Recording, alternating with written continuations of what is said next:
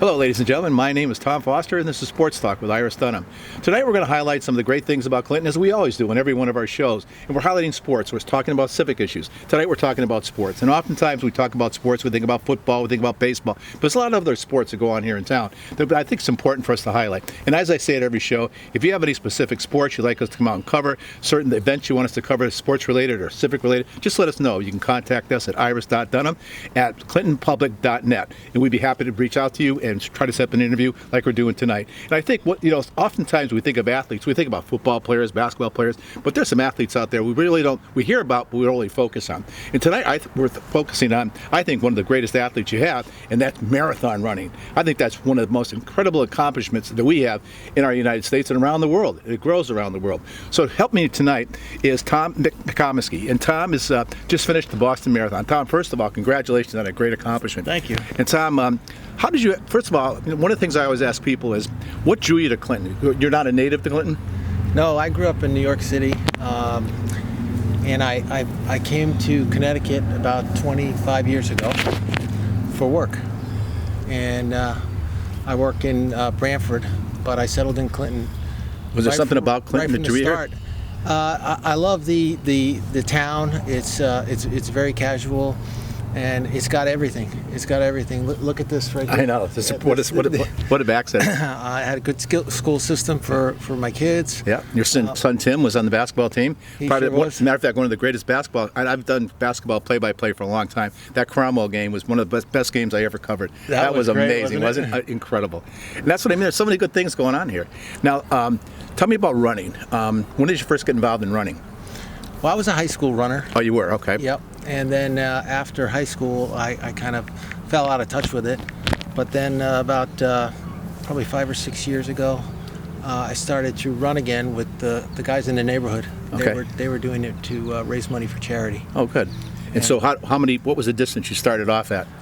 They were doing the marathons already. Oh, they were? Yeah. So then they had recruited me to join in, and so I started to run again, and it was great because I didn't realize how out of shape I was. Really, yeah. And until you really you get back into to being an athlete.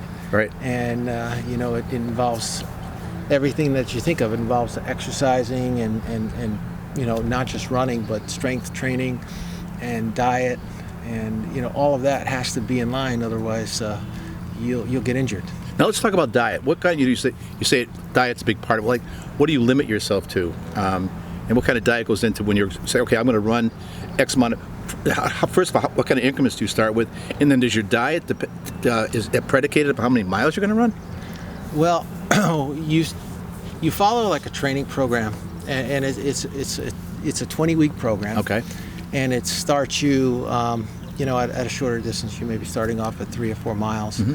And then you're gradually ramping up the mileage toward the end, and you'll have one long run every week. Okay.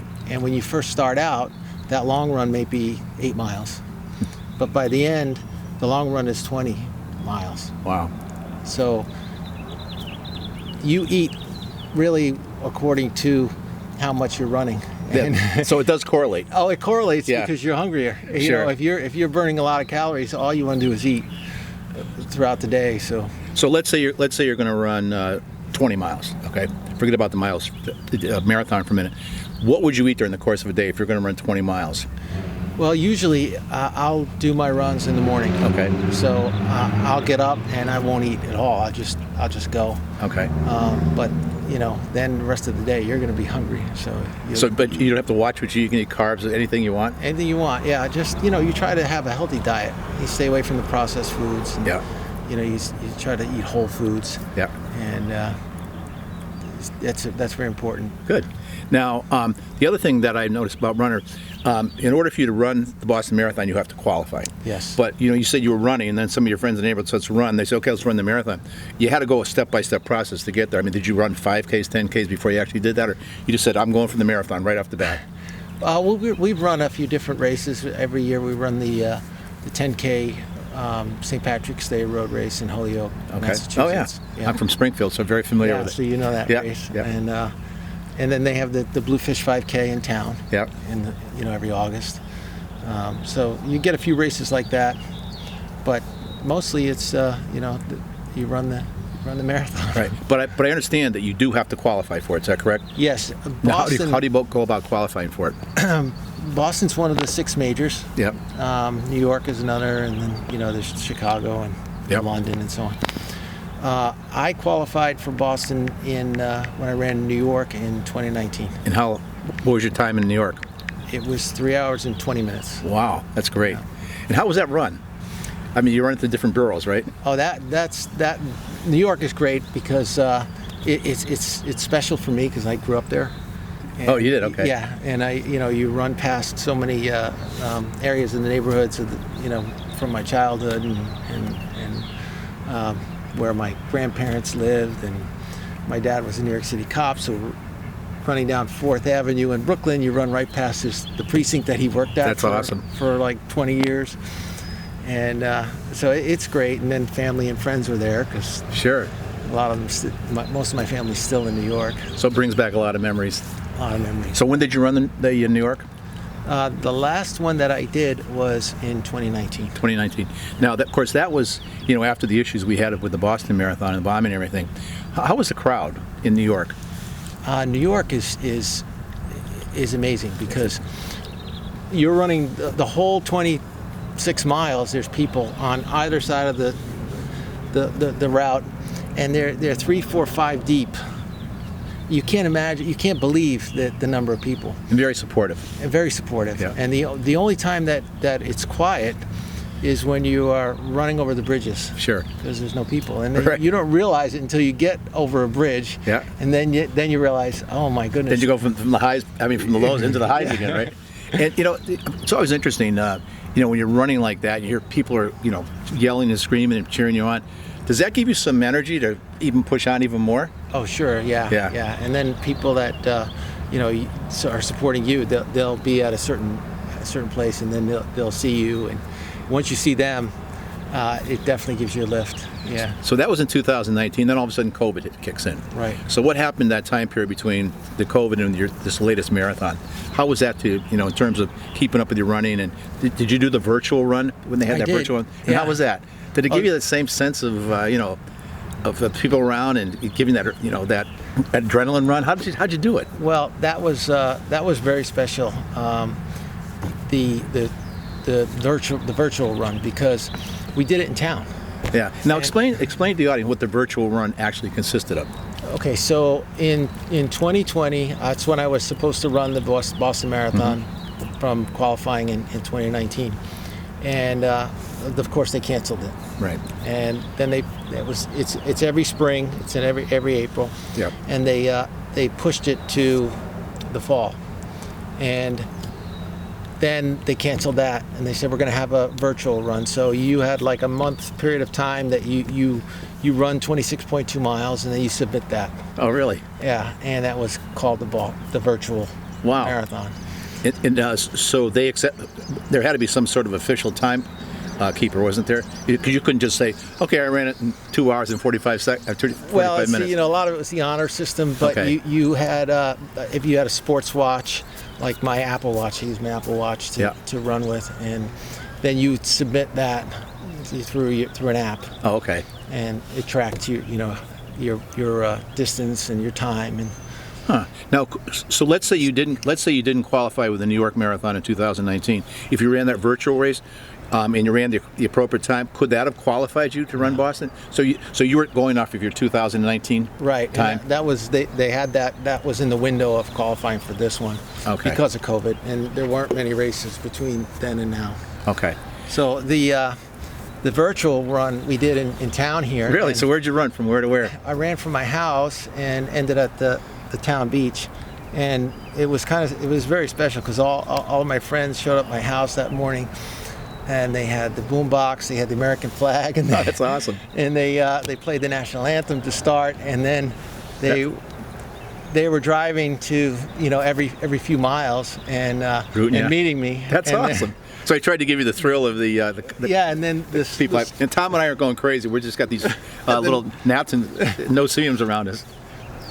So the second half of the marathon, each mile, somebody would jump in and run with me. Oh, they would. And that was That's running down Route 1, and then the last mile, there were a group of the kids in the neighborhood. Oh. They all jumped in and ran with me. That's so awesome. There were like a dozen It's kids. like Forrest Gump. It was like Rocky Balboa. Yeah, right. That's amazing. Wow. So that's amazing. It's, to go from where you were and now running the New York Marathon, then the virtual marathon. Did you feel the same sense of accomplishment after that virtual marathon? It was great. It was special. It was so special. Especially with the sport. It was in town here, and Yeah. and on that day there was a bike race that was going on in town. Oh, really? So there was a lot of spectators for the bike race. Yeah. And then you had me running through town, and the bike race spectators were all cheering. Did they have any idea you were doing it?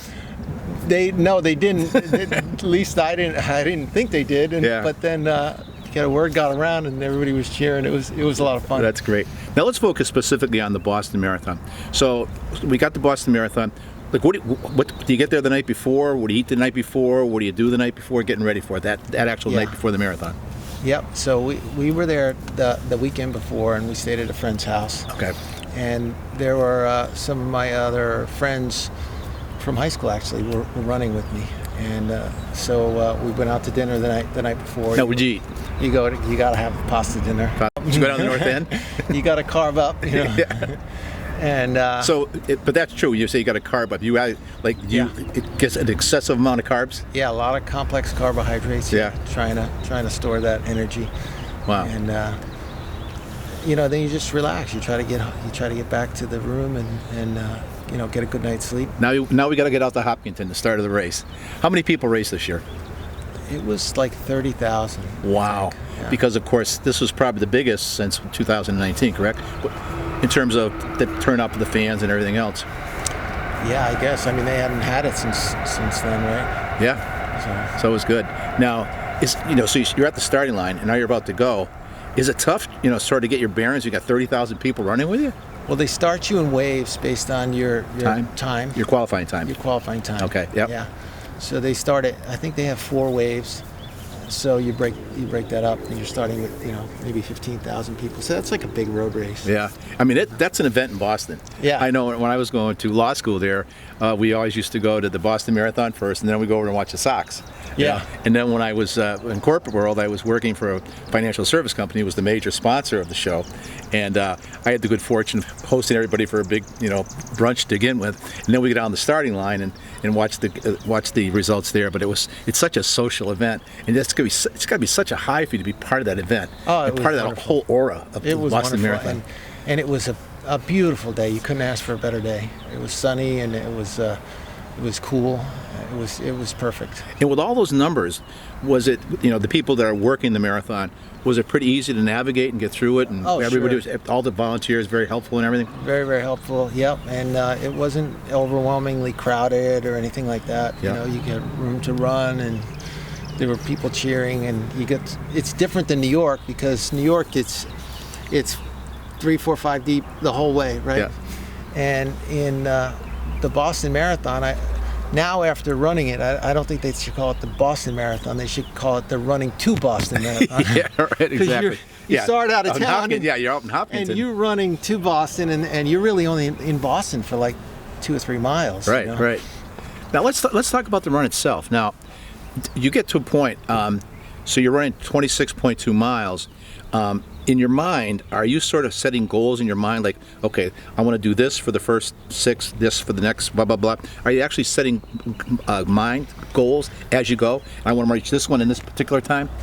Yeah, I mean, the marathon itself is very much a mental game. Sure. As it is, as much as it is physical. And so you're running, and you're running at a pace that you think that you can achieve.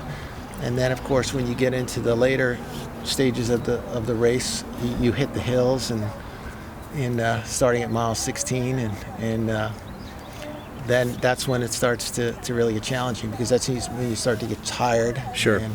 And then you're really setting goals. Now, if I can maintain this pace for the next mile and this mile, then I want to hit.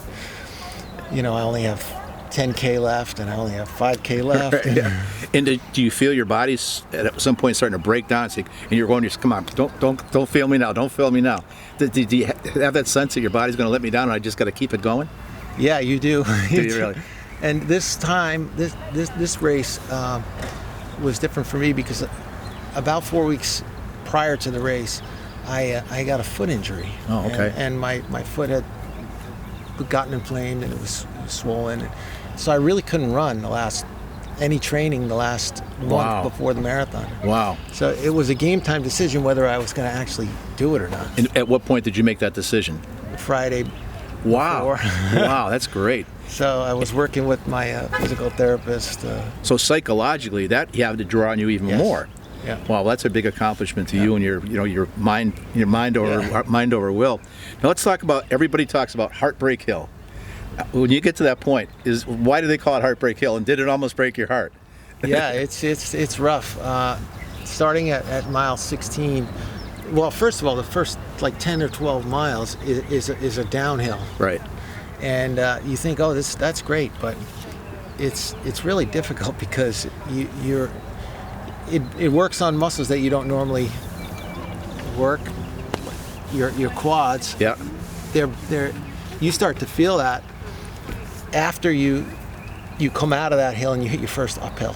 Wow. And then you realize, man, I was holding back my body weight this whole time, and now I can feel there's burn. And now you got to drag it. Yeah. Now you gotta use them to push you up these hills. Yeah. And so you can you feel that, and that's starting at mile 16, and you have 4 of these uphills. Wow. And the fourth one is Heartbreak Hill. Right. So you've already experienced 3 relatively smaller hills. Now, what kind of an incline is Heartbreak Hill? It's pretty steep, and honestly, for me, that first hill was the toughest. Really? Because Yeah. you've come down using your quads. I guess. Yeah, and running down, and now you're starting to go uphill. So that's putting the. So once you made that adjustment for that first hill, the next 3 were a little bit easier. They were, and then when I got to Heartbreak Hill, the last one, that's when you really started feeling tired. Really? And my foot was bothering me. Was it? It started to bother me right around mile 18, maybe. Wow. And so then at that point, I was just figuring I'm going to gut this thing out, and I'm finishing it That's no matter awesome. what. I'll tell you, I don't think people realize in this game of sports how much mental toughness it takes for a lot of sports, especially in marathon running, because when you're playing other sports, team sports, you can rely on your other teammates, but when you're going over those hills and up the dales and down, it's just you and your mind and your body. So you deserve a lot of credit, mental fortitude, for doing that. Now, so you come off Heartbreak Hill, and now at what point do you say, I got it, I did it? How far away from the finish line, or how many miles away from the finish line did you realize in your mind, I got this?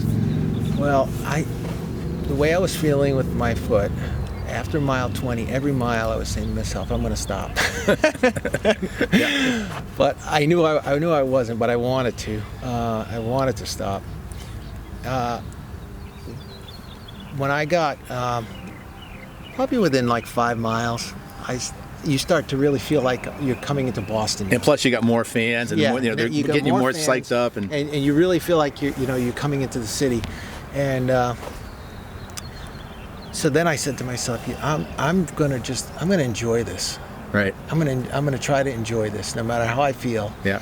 So that's what I was doing. I was just trying to look around and see how it was, and then you get closer to like the landmarks, like the Citgo sign, and Fenway the Park, stadium, yeah. and then you're really enjoying it. Yeah. And even though you're in a lot of pain, And your body's saying, I don't care. Yeah, I'm I just don't going to have a care. good time. That's euphoria, yeah. and then you come around and you turn onto Boylston Street, and that's special. Wow. And that's where my family was. They were. Oh, they're right there. Yeah. And did you know exactly where they were going to be? Yep. So they saw it and you could wave to them? Yeah. So I ran over, and I stopped and saw them, and That's gave awesome. them a hug. That's awesome. Now, don't mean to be negative or anything, but we had the unfortunate experience of the bombing in the marathon, and that was a tragic event that really affected the Boston Marathon for a long time.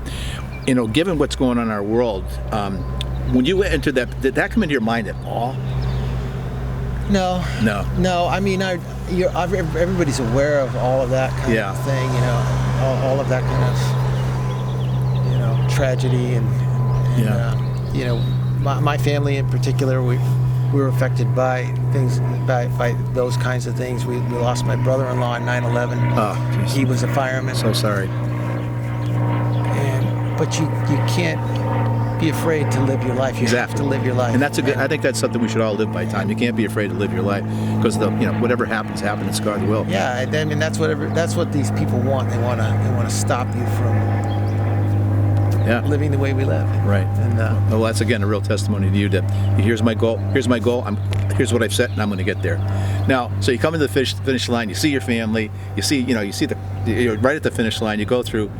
What came over your body? I mean, you just like go, holy mackerel, that was incredible. Like, what happened at the end when you just crossed the finish line?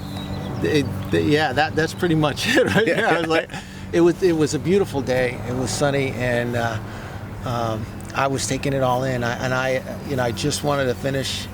Yeah, I did, and I took out my phone and I took some pictures. Yeah, good. Why not? Hey, what an accomplishment! Great. This is the jersey you got. Yeah. Now, do you get any? What do they give you when you finish? They give you a medal. Oh, they do. Okay. Yeah. And you got that in a special place in your house? Yeah, it's on my dresser right now. Okay. You should have brought it with you. Yeah, right. That's great. Now, so the race ends, and then what happens when the race ends? You go through, they go to a medical tent, get all checked out, or you just go talk to your family? Did you just go out to lunch, have dinner? What did you do? You walk down.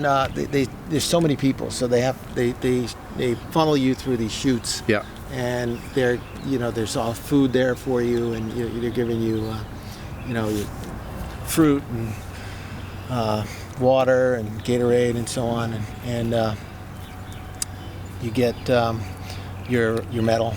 Oh, nice. And then there's pictures they'll take with if you want pictures taken. They give you a blanket. A blanket. Yeah. And then they funnel you out so that everybody's it's not pandemonium. Right. You have to exit out a certain way. Yeah. And so now the 30,000 people, obviously they're all coming at different times, but everybody's all over the place. Now, did you stay around for a while, or did you come right home? No, we stayed around. So I exited there, and my friend was staying at one of the hotels right nearby. So we went there, and that's where all families were meeting, and oh, good. Hung out there. Now, I've got some times here. Let me pull up these times. What was the winning time this year? Do you know? I'm sure it was close to 2 hours. All right. Now, notice that first of all, in Connecticut, we had a gentleman by the name of Everett Hackett from Hartford. He finished 50th, and he ran in 2 hours and 24 minutes and 56 seconds. And in Clinton, you were the leader. You finished in 3 hours, 37 minutes, and 40 seconds. And also, we had another Clinton, Mark Shabanatra. I think I'm pronouncing that name, Shamantra. He ran in 4 hours and 9 minutes and 17 seconds, and then Randall Pickett, 4 hours and 11 minutes and 41 seconds. And you know what? When I was looking at this, Tom, I noticed, like in your case, 53, Mark is 63, Randall Pickett is 60. It seems like racing is, running is something that can be for any age. You don't have to be the greatest athlete in the world. You don't have to be, one thing or another. Running is sort of a unifier where anybody who wants to do it can do it, but they got to get it up here and they got to condition for it. Correct? Yeah. You've got to take care of yourself, and actually, if you get into it, it keeps you healthy. Yeah. It keeps you healthy physically and mentally, and I really enjoy it because it keeps you sharp. Yeah. Now, so running has become part of your life, obviously. Yeah. And what is your goal? How many marathons would you like to run? You're 53 years old right now. If you don't mind me mentioning your age, what is your goal in terms of how many marathons would you like to run in your lifetime, if you could? I don't know. I don't really have a goal like that. Okay. I take them one at a time, and I like to run them with friends. Good. So if the opportunity comes around where some of my other friends are going to be doing it, then I certainly would. So you've run 2 majors now. You run New York, you run Boston. Do you have any desire to run any of the other majors? I would like to run Chicago. I heard it's pretty flat. Yeah, exactly. No heartbreak hills. Yeah. And it's interesting though. I mentioned age because I was looking at some of their statistics, and this year there was a woman by the name of Carol Walker, and Carol is 79 years old. Wow. And she finished the marathon this year. And I mention age because she started running, Tom, when she was 70 years old. Wow. Imagine that. And she's 79 now. She started running at 70, and she's run 6 Boston Marathons and finished. And of course, my all-time idol in marathon running, of course, you've heard of Johnny Kelly. And when I was in law school and also, working for the financial institution, I used to follow Johnny Kelly. So Johnny Kelly ran 61 Boston marathons. Wow. And he ran his last marathon when he was 84 years old. And he died in 97. There's a book that if you're interested, because I think we all talk about age as, it's a stigma. Well, age is something we make of, ourselves. It's just a number. And there's a great book called Young at Heart. It was written by Johnny Kelly. And it's something everybody should look at, especially when you get old and you say, I can't do that anymore. Well, think of Carol Walker, think of Johnny Kelly, right? And so I think it's a sport that really deserves a lot of credit because, as you said, Tom, it's a combination of both mind, soul, and body, right? And that's what we should all be thinking about. And it makes all those three even better, right? Yeah. Oh, yeah. That's great. And I was also speaking of, what was the thing you were talking about, ultra marathons? Yeah. And that lady Carol Walker, she was actually trained by a guy named Mike Arid or something. I can't pronounce his name, but I think it was Arid. And he's an ultra marathon runner. He actually ran across the United States. Imagine that, run across the United States. Just think about how many heartbreak hills he would have come like across. Forrest Gump. Yeah, like Forrest Gump, right? And every mile he ran, he planted a flag for a fallen hero of Iraq or Afghanistan. So, that's the type of thing that I think is so important for all of us in the United States, just as well as around the world, to really focus on doing good for others. And I think marathon running and your, what you've done, I think is a real great accomplishment for you and our community. I think our community should be very proud of what you've done and the other runners from Clinton. So it's been a real pleasure talking to you tonight. Yeah, thank you. And I wish you the best of luck. And I hope that, I don't know if I'll be around, but maybe 20, 30 years from now, you'll be sitting here again and say, well, I just ran my 50th Boston Marathon. I don't know about that. Yeah. But I do thank you very much, Tom. It's given us some good insight. Yeah. And enjoy the rest of the summer. We've had some hot days already and hopefully a lot ahead of us. And again, congratulations to your son, Tim, for a great year in basketball. Where's Tim going next year? Tim's going to University of Rhode Island. Oh, great. Is he going to play basketball? No, he's going to study pharmacy. Oh, great. Well, good luck to Tim. And again, good luck and congratulations. Good luck, Tim. And congratulations to that great basketball team we saw last year. And good luck to all of you students. As a matter of fact, the student behind the camera, Iris Dunham, the president of their junior class, I want to thank her for all the hard work. It's Iris and I, and so far it's been great, and I want to thank her. She's the producer, the editor, the cameraman, and everything else you could think of. So thanks to Iris. And again, if you have anything you'd like us to come out and cover, sports, political issues, town issues, please do so. You can contact us at iris.dunham@clintonpublic.net. Thank you very much, ladies and gentlemen. Have a great night. We'll see you again on another upcoming show.